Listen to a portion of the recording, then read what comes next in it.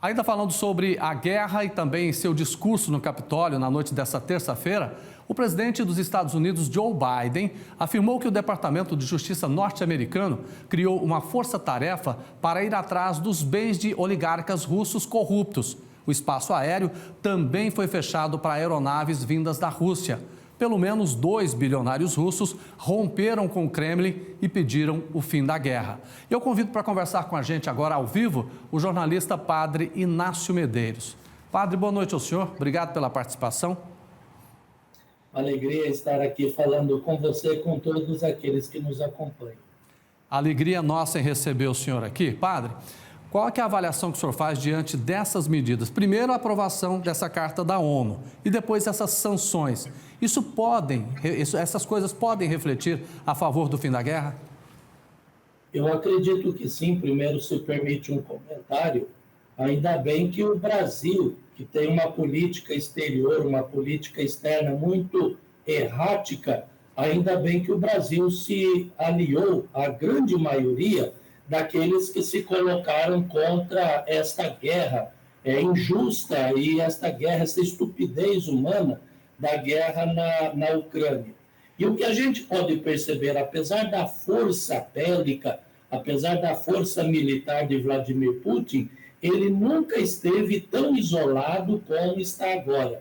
É como se no globo terrestre a Rússia fosse simplesmente como se fosse uma ilha isolada das demais nações, pelas medidas econômicas, pelas medidas estratégicas e por toda a pressão que as maiores potências do mundo vêm fazendo contra a Rússia. Aliás, ele já se sentia isolado, Vladimir Putin, já se sentia isolado, já se sentia pressionado, porque cresce muito a oposição a ele, no interno da Rússia. Iria chegar um momento em que ele não conseguiria mais abafar esta oposição, tomando esta medida desesperada, por assim dizer, de iniciar uma guerra, a primeira guerra após a Segunda Guerra Mundial.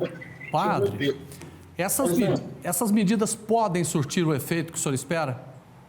Acredito que sim, por causa justamente deste isolamento e por causa das necessidades econômicas que a Rússia passará a sentir a partir de agora.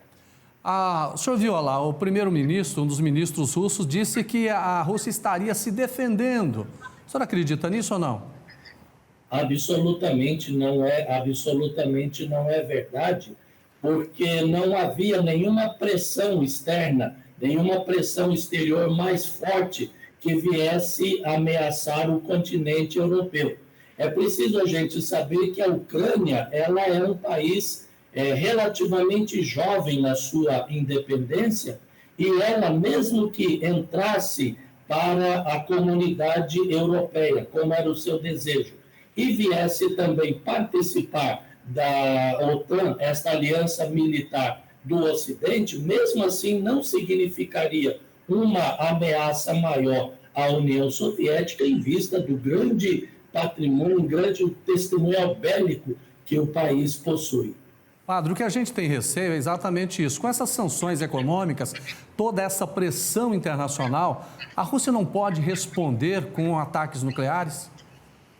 Ela tem essa possibilidade, mas eu creio que ela não vai partir para essa medida desesperada, até porque se já é grande o seu isolamento, pior ainda ficaria.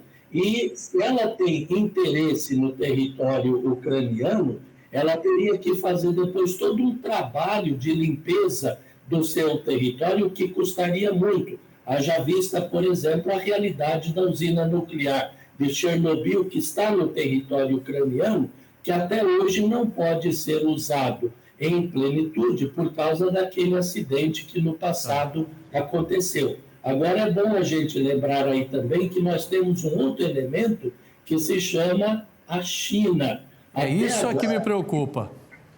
A China, que é preocupante, porque até agora ela tem se mantido distante deste conflito. E a gente sabe que para onde pender o apoio da China pode significar uma pendência do resultado final do conflito para o lado que ela acabar pendendo. E eu acredito, pelas evidências que a gente tem, que ela não vai pender para o lado da Rússia, até porque não podemos esquecer que os dois países têm fronteiras comuns. Aí sim a China estaria como que facilitando esse predomínio da Rússia também em relação às suas fronteiras.